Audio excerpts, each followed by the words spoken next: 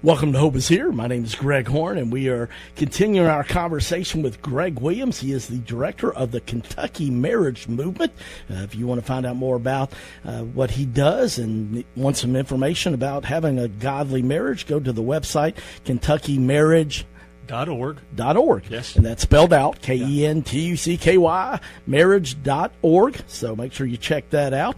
But, Greg, yesterday we talked about, what does the Bible say, a Christ-centered marriage should look like, and we could do a whole week on that, but we were able to hit some points on that. But if you missed that, I want to encourage you to go to our website, hopeishere.today, only 14 minutes long. You can catch that. But today I want to talk a little bit about, you do a lot of counseling, over 10 years worth of experience, probably going on 15 by now, but I know that's one of your passions, helping people, counseling people. And what are just some of the top 2 or 3 causes, common factors you see that cause problems in marriage? Well, Greg, that's a great question, and people always ask that, and mine's going to be probably a little different than you hear. You can go look at all the research and go, wow, it's finances, it's sex, it's in-laws, it's past, those kind of things, and all those things are real. I'd like to dig a little deeper. What I've found is, and when I do my presentations or events, one of the first things I say is that most people, even Christian and pastoral counselors, will end up talking to you and listening to you as a man or a couple, and they'll end up going, well, here, you got communication issues. That's a big problem. You've got intimacy issues. That's a big problem. You got financial. I'm repeating myself a little bit, but I'm making a point here. What I've found is what we talked about yesterday, Greg, is that most of the time, if we can go back and find out if someone really understands what it means for Christ to be Lord of their life, and I let them know that's the position I'm coming from at the beginning. And I will have non-believers in a relationship, in a marriage, that will come in and walk out going, man, this is different than I've ever heard it. Because most of the time we soft sell that part, and when the tough part comes, that's not what we signed up for. I don't want somebody telling me or lording over my life, but Jesus does it in such a gracious, wonderful way. Even in his discipline and punishment of us, it's love coming through. And so what I've found is that the top causes, number one, are selfishness. Yeah, you're telling us it's not about us? No, it's not about us. I ask this question all the time, and I have to. I wait till everyone in the audience, whether it's 10 or 1,000, raise their hand, and I say to them, how many of you were born selfless? Of course, nobody raised. I say, good answer. I have to put my hand down. Right. And I go, let me flip that. How many of you were born selfish? Come on now, participate. And every hand will go up, and usually pretty quickly because we understand that. I go, that's your problem. Unless you can die to yourself for the sake of Christ and let go of that selfishness in your life, it will always drive you. So when you have a conflict over finances or sex or communication, it's because, as James 4:1 says, where do the quarrels and the fights come from? They don't come from the other person. They come from the selfish desires in your own heart. So selfishness is the number one problem, and you have to peel back the layers because the enemy will put all kinds of layers on that. Well, let's just solve our communication problem. Good, we're talking a little more, but you're still selfish. And what does it mean to submit to one another out of reverence for Christ, to submit to your husband, to love your wife unconditionally? I have to die to myself. I have to die to my selfishness. So selfishness is the greatest cause. I think then that moves into today, that manifests itself probably more than anything else, especially for men, but women are the fastest growing area, is in pornography or pornea. And that doesn't necessarily mean, I separate the two because pornography is the enemy has made us think it's only what we choose to look at. But in pornea, when we've been down that road at all, those videos and photos play over and over in our mind, and especially when things aren't going well and good old self has not been taken care of. Selfishness rises up, and I go and I find something that's appealing to me, that appeases me, that maybe even pleasures me.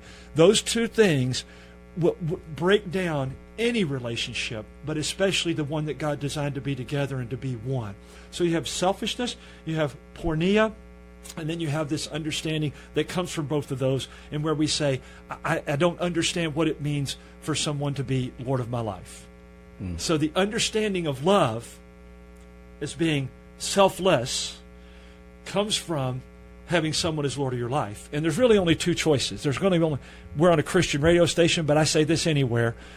There's only going to be two kingdoms when this is all said and done. Light and life, and death and darkness. One of the enemy's greatest deceptions, the only deception, is the same one he used in the garden with Adam and Eve. You can be like God. You can be Lord of your own life. If I fall for that, selfishness continues in my life, and then satisfying that selfishness, which is lust. Oswald Chambers says lust is not just about sex. It's I want what I want, and I want it now. In the United States, of course, with the material blessings we have, we think the more you have, the more happy you'll be. But with all the hundreds of couples that have sat in your office over the years, I know that you could back me up on this. Doesn't matter how many toys, what kind of car you drive, what neighborhood you live in, all that stuff is not going to bring peace and love to a marriage, is it? No. Greg, I've had people that were homeless, and I've had people that were millionaires in my office. I've had pastors and ministers, couples, and I've had those who don't even know the Lord. And you're exactly right. If we can go back and peel away, I talked about one of the first slides I show in the presentations, and I basically write the word in 4 lines: lordship, discipleship, relationship, sin or issues or problems. And most of what we do, regardless of whether you're rich, poor, healthy or not, whatever it is, we drop down and go, wow, let's just psychologically deal with your relationship issues or your sin or your problems. And a lot of times they won't even call it sin. And so let's deal with those, and let's practically give you a 1, 2, 3 step. Well, there's plenty of help, self-help and couples help books out there that can do that. So I refer them to that. But I go, it will not make a difference, and you'll be back if you don't deal with the lordship and the love issue and the selfishness issue that's really at the root of everything you're doing. And you need to understand that love is not a feeling. It is a commitment. Say that again.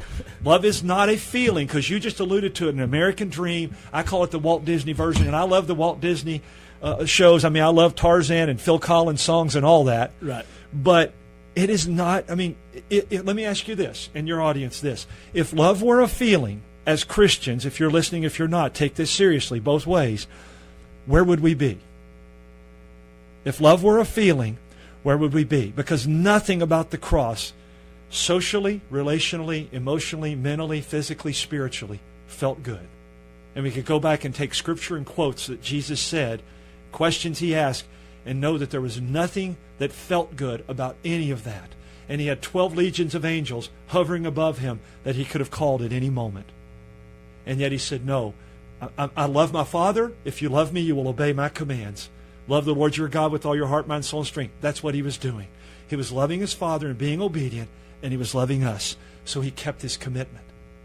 That's what love is. And yet I don't think people realize, even right before Jesus, all that started, he got arrested and all, he was praying and he was so stressed, that the tears were blood. And, that's biologically, people don't know. That is a scientific fact, biological fact. Yes. And, asked, Father, to be thy will, you can remove this cup. In other words, in today's language, if I don't have to do this, I'm cool with it. But because of love, he did that. He had made the commitment, but he knew what he was going to have to go through. He was already experiencing it. As you said, he was so mentally and emotionally in anguish that physically and physiologically he was sweating drops of blood. And I don't remember the name for you, but something ISIS or itis or something, right? Yeah. But he already knew what the commitment was. And yet he still approached his Father and said, is there any way that we can do this differently? So when people say, Greg, Greg Horner, Greg Williams, you don't understand, what I'm having to do or whatever. Actually, God does understand. He's simply right like that what Jesus went through, and nobody's been asked to have a crown of thorns put on them, been whipped, lashes to where you can see their intestines and sweat their back. Drops of blood. Yeah, nailed to a cross. Exactly, Greg. That's why it's the question. If love were a feeling, where would we be? Lost. Because it didn't feel good.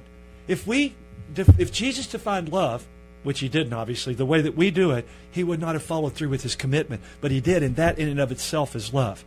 I literally had a couple in my office not too long ago who had been back before, and the wife said, the only 2 years in 22 years of marriage we had good was the year we were counseling with you and the year after that. And I said, it wasn't me, it was what we were hearing, what you were practicing in line with God's Word. And so they went on 45 minutes about how miserable it was in reference to your thing. Oh, it's so bad, I can't believe it, and we're about ready. And he was a minister, okay? And so I finished 45 minutes of listening. I said to them, let me ask you 2 questions, okay, each of you. I said, do you love God with all your heart, mind, soul, and strength? Looked at him, the minister, and he said, oh, yes. I looked at her and I said, do you love God with all your heart, mind, soul, and strength? She said, oh, yes. I looked at him and said, do you unconditionally love your wife and show her that? He said, no. I looked at her and said, do you unconditionally respect your husband and show him that? Ain't no way, she said. And I said, and yet the Bible says, if you love me, you will obey my commands. And the second question I just asked both of you was, are you following God's command to unconditionally love her as Christ did the church and unconditionally respect him as the word tells us to? And they just dropped their head and said, okay, we get it, understand. We prayed, walked out 15 minutes later, I got a text from him and said, thanks. See, what we do is we go, okay, we can sit in church and act like it's all good, but go home and be crazy. I said, you invite your neighbors to church? By design, by God's creative design, the message you're going to send them is much more about what they see across the fence in the yard next to them than it is across the pew and the aisle and the pew next to them. But we don't get that. We go, oh, it's okay, we're coming to church, we're doing all this, but we're not living it out, that love. And that's why I think we're losing this battle in this culture, and we really are, regardless of how big our churches are. We're losing this battle of love because we've allowed Walt Disney and the American dream to define it, not God's Word. Well, and I want to say today, as people are listening, we're always positive, loving, upbeat, and today we are, but I want you to understand something. The Bible talks about speaking truth in love. Yes. And I think that, a lot of times people get offended easily. And I know there's some people that are in some challenging marriages right now that are hanging on by a thread. But, we are trying to speak the truth in love to you and just, say, hey, it is a commitment. Is it hard? Absolutely. I tell people I do a lot of weddings, and, I tell them it's the hardest thing they'll ever do because it's that last chance to die to self and grow up and quit being immature and selfish, right? Yeah, I would say it's the next to last chance, but you're on the right track. The first chance is with Christ, and if we can't do it there, how can we do it to a person who's going to do us wrong and may not lay down their life for us? Jesus already has. But we learn that in marriage. And we only can live it out if we've done it in Christ. That's why I go back to lordship and discipleship, not relationship and sin issues. We'll get to those, but we got to get to the heart first. The next time we get the chance to do is when we're parents. Mm. And it's so interesting because that's another one of the issues. I can put that as one of the greatest causes is children.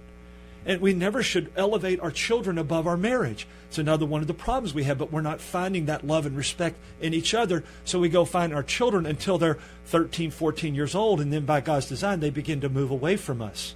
And we're supposed to be, as Dr. Dobson say, teaching them how to live without us, preparing them for that. So by God's design, they begin to move away, and we go, oh, what's going on? They don't unconditionally love me anymore. They don't bow to every word I say, which is what we wanted our spouse to do, and they didn't do it. Now our kids aren't doing it. Where do you go from there?